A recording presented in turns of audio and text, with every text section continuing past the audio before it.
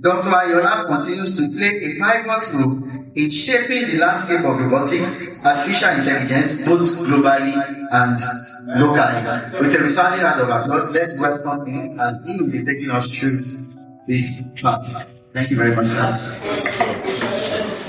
I have only 20 minutes with you today, so there won't be time for lengthy definitions of what is artificial intelligence and what does digital innovation connotes. I would like to address what I think truly matters, and which is, what challenges do youth-led organizations or businesses face, and how can we solve them today? Because whether we like it or not, in this room are representatives of, let's say, fashion designers who need to begin to adopt technology to simulate the designs they want to make.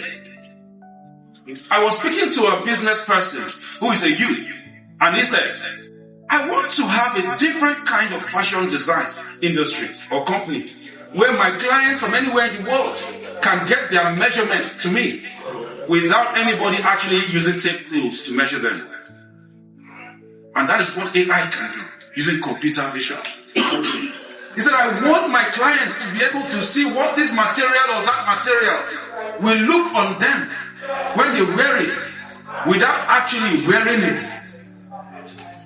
And then we have some other people who are experts in animation that can actually do an image of you wearing something you have not yet bought. And that's the next level of fashion design. So the fashion designer under you is waiting for a simulation solution to that. But also is the food delivery vendor. I was reading the news earlier, some weeks ago, about MoneyPoint talking about how a food vendor was able to make billions over 4 years while using the payment platform. Because the customers of food delivery vendors no longer want to go out to get food. Go on your phone and order. Right now, we see 35 minutes delivery time. Nobody wants that again. Because in 35 minutes, I may no longer be hungry if I see Gary to drink with Gary and sugar and granules. So don't let me think about that again. When I order for something, I want it now. So the food vendor is asking, how can we be faster with these things? We also have the digital marketer who collects, let's say, 70,000 naira from any other business person with the promise to help get business moving. But then spends all that money on Facebook marketing or Google ads and doesn't get the business person the required results. So he or she is waiting to know how can AI help to improve the efficiency of his digital marketing systems, which Prof already talked about when he mentioned some things about targeted ads coming to the right person.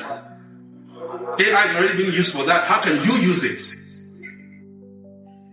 In this room also are representatives of logistic providers who want to optimize resources. Some time ago, in my, at RAIN where I work, I gave one of our trainees the project to do. If I have 20 places to go,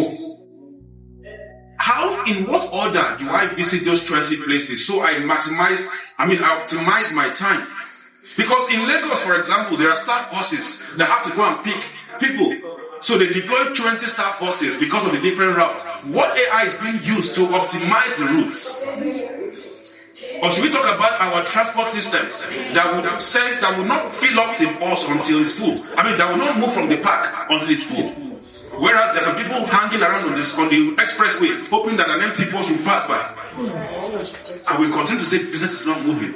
We need to move. So despite all of these challenges and opportunities that will give us a competitive advantage if we harness them. So I'm going to break all this into just 5, and I hope time will permit. If not, I will share the lecture with the organizers. 5 major ingredients that I feel if we can address, the youths will do well in business. And number 1 is the issue of communication. And I will address that later. Number 2 is location. After all, in this room, there are people who came from, I think I also heard one of the coordinators from Kanu. So Lagos is not the only commercial center. How can you have a business in Cross River and somebody in Ilorin can order and get it? That is a big question on location. After all, we order from China. I might be selling shoes. You might want a pair of shoes and you order from China and it gets to you and I'm still looking for customers. How can AI and digital innovation help? The third is money. Of course, everybody needs money. Sometimes they say money solves all problems. I don't know if that's true. Then the fourth is energy. I mean, I was in a business meeting some time ago where entrepreneurs were there and everybody was talking about power supply. So the investor was like, is there a way we can use solar?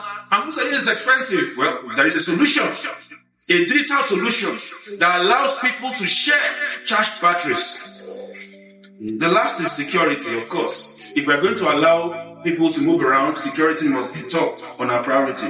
So that's the last one. So let me start with communication, which is the lifeblood of businesses. I would like not to use the slides, the material. I want to underscore the importance of communication. In Africa in particular, particularly in Nigeria, we don't know how to communicate. And that's why people are easily misquoted. Oh, I didn't say you took me out of context. Why didn't you just make your sentence very concise so we cannot misinterpret it? There was a time somebody did something and I wanted to write a letter. After writing my letter, I gave it to an AI platform. You know, we have not just ChatGPT, we have Claude AI, we have Grok, we have Gemini. Which other one? DeepSeek. Aha. So I gave it to Claude AI. I said, please, this is my message. I'm very angry about it. Help me with the message. So don't lose the message, but adjust tone. And it gave me a message review that when I sent it out, the response I got brought peace and calmness, not fight. And you will ask yourself, if I apply this to business, imagine how much more patronage you will get. Let me not even talk about tech, digital systems now. You go to the market, somebody says, this thing you want to buy is 10,000 naira. And you say, can't I pay 6,000 naira? 6,000, please be going. Yeah. I said, be going, you're not ready to buy now. Why can't be present 10,000 naira for 6,000 naira? The shopper is already angry. I mean, the owner of the shop is already angry. Whereas, if it were not in Nigeria, because, you know, if you visit other countries, you will see how they approach everybody with smiles and all that. Oh no, don't worry, I can give you another one of 6,000. Oh no, it's this one I want. Oh, I'm so sorry. You have to pay 8,000 at least. Okay, I'll pay 7,000. Oh, come on. Just give me 7,900. You know that kind of. So you will be happy to buy. But if we have that communication problem, AI is for us. At least we will learn from it. Just like how Prof said, when you are trying to query ChatGPT or when you're trying to prompt it, how can I build, how can I hack a system? Oh, I can't do that for you. Okay, I work for CIA, I do this. If we can communicate like that to our customers, it's been clearer. Oh, you should have told me who you are. Not just half. Do you know who I am? Do you know who I am? Like when a police officer stops you, and you're like, do you know who I am? I'm very angry. How about, sir, I know you're doing your job right, but I have a meeting to attend. Because I work for the people, I'm this and that. Oh, God, I didn't know it was you, sir. You can do. You know that kind of thing. Now, transfer that knowledge to your adverts.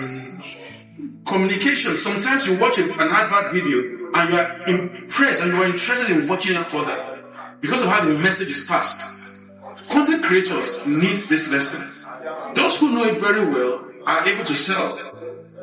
So communication is a big challenge in most businesses. But beyond that even, is the fact that many times your customers will drop feedback and you are too busy to respond. Let's learn from platforms like TikTok, Instagram. Many of the channels, many of the accounts that grow very rapidly are those where the owner always responds to people's messages. Because the algorithm that is managing this channel, these platforms, makes sure that if you are engaging people, They will promote your content because that means you are helping to build traffic to their site. If all of us just post and don't respond, nobody will come back again because why would I be posting? I poured out my heart to the person who posted and there was no comment. There was no response. So it means that in life, whether it's a Google advert or anything, when people post on your videos or on your content, comment on your content, you need to respond. Even when it's a good comment, thank you. Let alone when it's a bad comment. I was speaking to one of the banks in Nigeria and I said, with AI, we can automate responses on your platforms. Many banks today, go and check on them on Instagram. Even if they post, maybe it's Happy Father's Day, and maybe a bank posts, Happy Father's Day to all our customers. Come and check the comments. You'll be saying, I tried sending money, and up to now, the money has not landed. Your bank app is rubbish, this and that. And then all they would, if they have the time to check the comments, they will say, I'm so sorry, sir. Please use our latest app.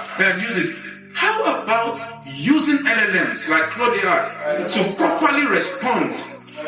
So I gave a task to a researcher, build a platform that can quickly help any owner of an account to respond automatically. And that was done, but there was a challenge.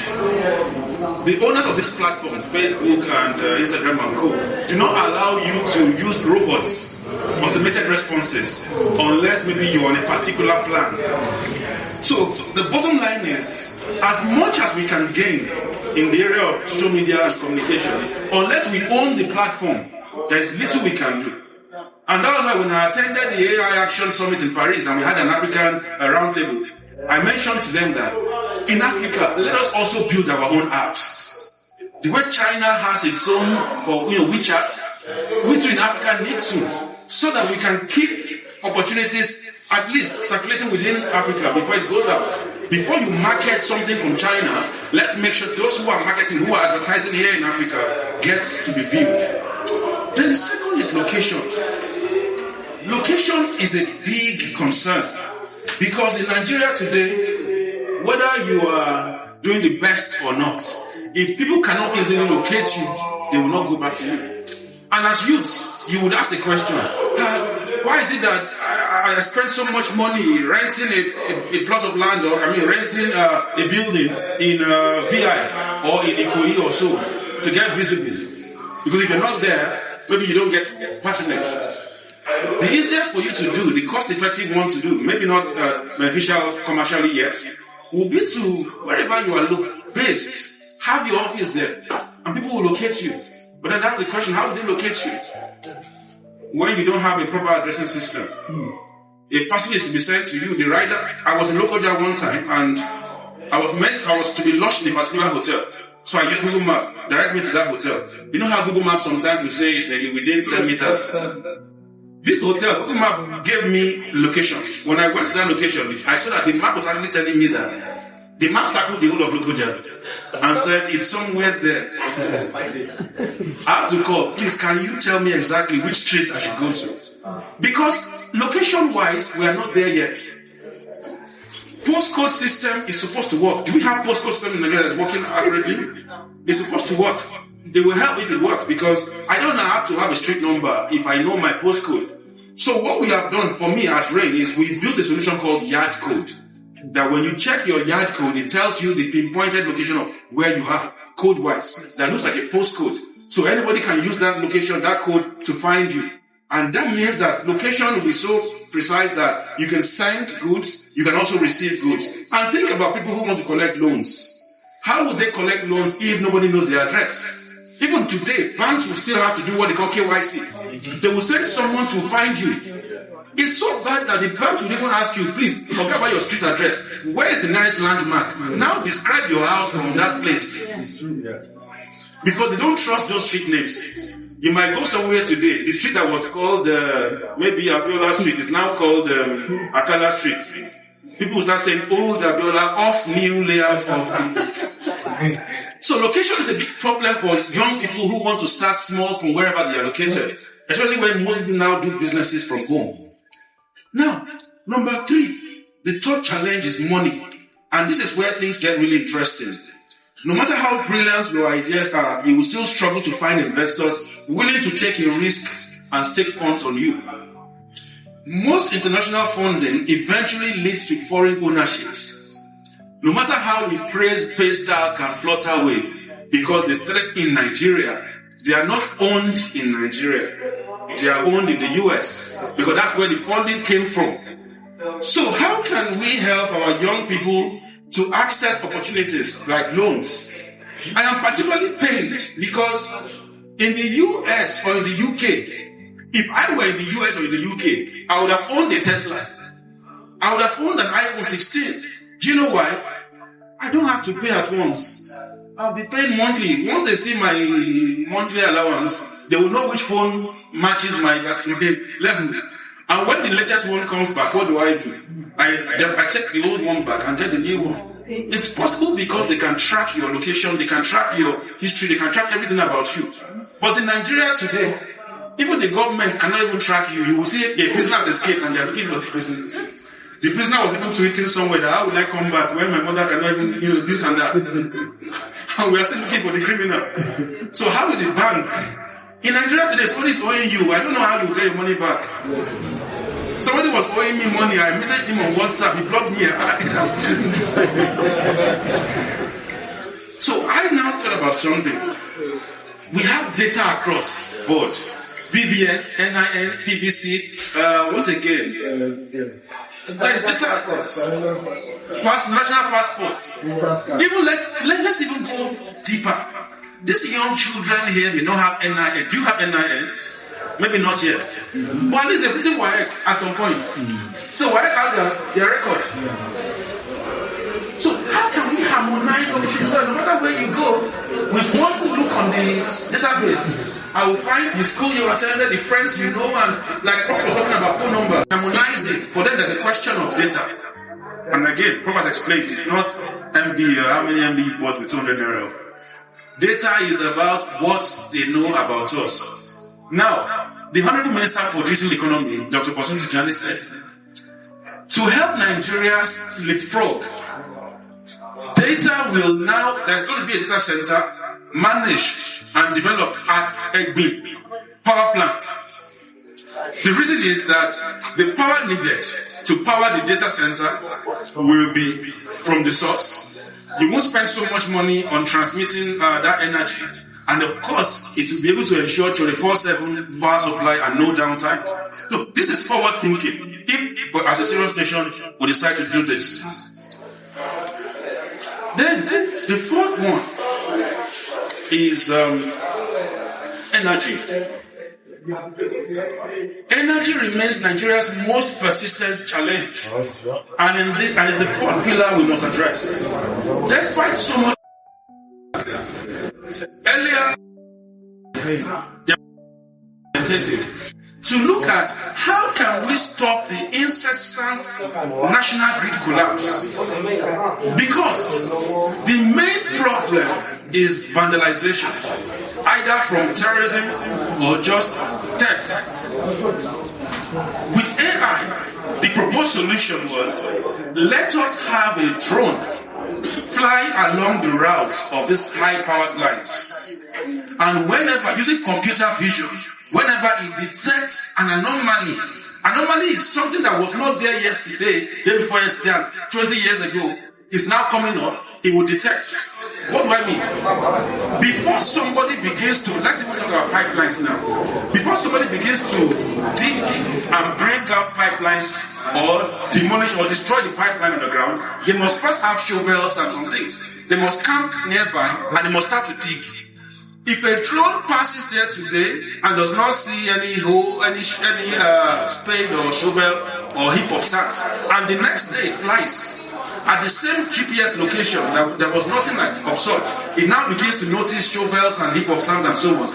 Using AI, we can quickly detect that something is happening in this location. So government can react, can proactively take action. Now, that is also possible for securing our power lines.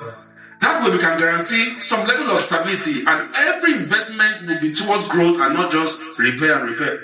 Then second is the issue of maintenance. And this is not just for the national grid now, but even for all of our houses. You ask yourself, why is it that we spend so much money on repair that we are even not capable of doing well enough? because we don't maintain at the right time.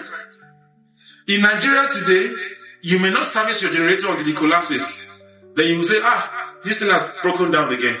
But using AI, if there were tracking systems in place, using Internet of Things, for example, Internet of Things means that even the item you are trying to track can send messages over the internet.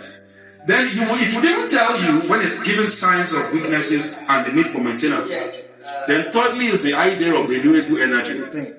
Already there is a business coming, and I know there are so many of such businesses that are looking at how can we allow people to share solar charged batteries. Because, for example, in Lagos State, many landlords will not allow you to put solar panels on their roofs because of the damage it will cause in the future. So, how then can your business adopt? A solution is a company setting up a solar farm, charging several batteries in different corners of Lagos State, as well as every other part of Nigeria. And then having numbers you can call or you can quickly message. It's like your Bolt service and your Uber service. And they bring a charged battery to you and take away the one you have lost. I mean, the drained battery. It's more like buying gas. So that even if you are going to a remote location or you're having an event like this, you can just order for 8 batteries. Tell them how long you want it to last, what the power consumption you're going to have, and they will give you the right size. So that is to enable us to have access to power everywhere in Nigeria. Then the final one is that of security, which encompasses both physical safety and safety online, digital protection. Our emergency services must be capable of responding within 5 minutes to any emergency. Again, that leads to the question of location. If one time I was streaming online, and then I found a video that was live. Somebody was streaming live an inferno in a market. And it was like, fire service, come and help us now, come and help us. And all the comments were like, where is this? Where's the location? And then I show you, even if you type the location now, the next 3 minutes, somebody will ask again, where's the location? And this is the problem we have. In Nigeria, we are quick to carry our phones and record incidents happening, mob action, accidents, and co. without actually having a means of calling for emergency services. And when you call for them, of course, there are many challenges, but one of them is accessibility to wherever it is. So again, having a proper location coding will do justice to that. But more importantly is our safety online, especially with children accessing the internet today in this digital world. How can we protect them? And then that's where cybersecurity comes in. Finally, let me conclude by saying that our universities must upskill their lecturers and embrace modern training methods. RAIN stands ready to partner on liberal terms to make this happen. We must address also the problem of brain drain, because it turns out that the more people we train, the more they are able to get what they call tech visas and they leave the country. I know how many people have written to me, please, I'm applying for tech visa, help me write recommendation. Sometimes I feel like if you don't write it, you look like you don't want their progress. But we need people like that to stay and improve our system. Government also has a crucial role to play, but it must serve as an enabler and not a competitor. And this is one thing government must get right. When government is in the midst like this and listens to problems that we face, government must begin to enable solutions, not to build an alternative that does better than the private sector. And I think this is something our government today is getting right. So as I conclude, I want each of you to ask yourselves, which of these solutions that we talked about can you implement in your own enterprise today? How can you be part of Nigeria's transformation story? To the fashion designer in the room, can you use AI for creative simulations? Maybe yes, maybe not yet. Can you learn the skill? Where would you go to learn the skill? You can decide to do a short course, like the MC said earlier, online. Or you can decide to enter into an actual structured training program. But whichever way, you must give yourself the challenge. Let us leave this gathering not just inspired, but committed to action. Let us transform our challenges into opportunities, our ideas into implementation, and our dreams into the reality of a Nigerian enterprise. The leaders of tomorrow starts leading from today.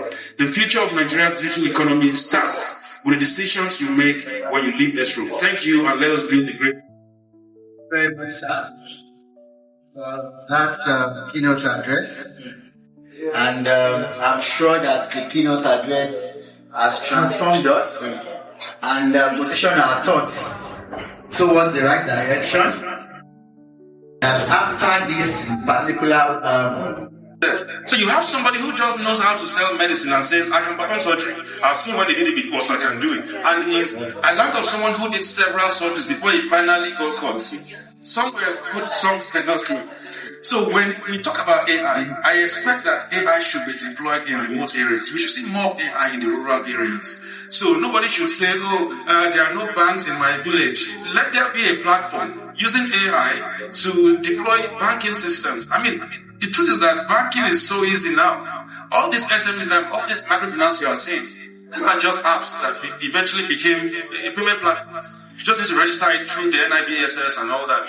And then you can start your payment platform for rural areas, medicals, for education as well. There are many schools that don't have the best of teachers. They wish they had AI supporting them. So SMEs, using the opportunity of AI, should begin to deploy these things in rural areas. And if the question of internet comes up, thank God for Starlink already. You can have internet in the remote locations as long as it can look up to the sky. That's what Starlink can do. Maybe what we would need is loan facility to allow people buy Starlink or any of these things because they are really expensive for the start. But I think that SMEs need to go into rural areas. Staying in a city that is an urban center and trying to compete may not really give you the edge because you will find people who have been doing this business before and have reputation. How then do you come with your smart technology and think you will win the whole market? But go to where there is that gap, where there is that scarcity of experts, and build from there. And maybe when you have the backstory to tell, those urban centers can begin to take you seriously. Wow. Okay, so I think it's all about taking advantage of the existing system because he's talking about how we can actually engage AI or IT into the rural community, farming and stuff like that. So it's not like we are abandoning the room. I want you to stand up. I mean, not the youth, the young ones. The young youth. The young youth. Secondary school. I want to challenge you. Do you know about Facebook? Facebook was developed by who? Mark Zuckerberg. He was just a university student when he built Facebook. He built Facebook because he wanted to encourage social communication among students in his own university. He did not build it to solve the entire world's problem, but to solve his own immediate problem. And that solution became a big thing for everybody in the world, to the extent that every marketer goes on Facebook. They call it digital marketing on Facebook, on Google, and so on. He may not charge you for opening an account on Facebook, but he gets paid for everything you see and click on Facebook. What that means is that if a student did that those years ago, what are you doing this time around? 11-year-olds, 7-year-olds today are learning coding, so you have no excuse. Oh, I don't have a laptop, I don't have a phone, no problem. Volunteer in cyber cafes, in computer centers, CBTs, where they do the jump exam. Volunteer, I want to help to arrange the computer. At least there will be a time nobody's using the computer and they will say, just type this thing for us. I learned how to work with computers because my mom is a lawyer or was a lawyer. She's now a judge. But when she was a lawyer, her secretary would say, I'm close documents type. So my sister and I would say, bring it, we will type it on the computer. And that was how typing on computer became a very easy thing for us. And when, of course, the computer is not busy, we can use it to do other things like browse or type stories. I learned HTML when I was young because I felt this is a computer. You may not have it in front of you, but you can volunteer. That's why I brought the encourage volunteerism, because you will get opportunities when you volunteer. Now you can sit down. When you build solutions, this AI we talk about will be easier for us because AI is on data. And the only people that have the data are those who own the apps you use. ChatGPT was formed from funding through Microsoft and Co. Microsoft will not just fund you with money, but it can also fund you with data to build and train. And what data are we talking about? Today, many companies don't save on our computers again. We save on OneDrive, which is owned by Microsoft. We send emails by Google, We upload. All your phones has Gmail. You are sending. WhatsApp has your everyday chats. So that means that everything we do, where we go, Google Map has your location history, is on their system. They can use it to train AI. So if you as a Nigerian want to build an AI platform that is very strong, where's the data? If people who were in the same school with Mark Zuckerberg did not use his application, the whole world will not use it. So when a Nigerian builds something, if you are the Nigerian that will build something, let us encourage ourselves by using Nigerian-made solutions. The apps may not be the best today, but it will be the best tomorrow. I make reference to China. When China's phones back in the days were sold, people would laugh at you and say, oh, you're using China phone, it's so noisy, it has a radio on it and everything. But today, the best phones are from China. So that means that we too can encourage our tech industry so that in the next 5 to 10 years, Nigeria can be the giant, not just of Africa, but of an AI-enabled Africa. Thank you very much. Thank you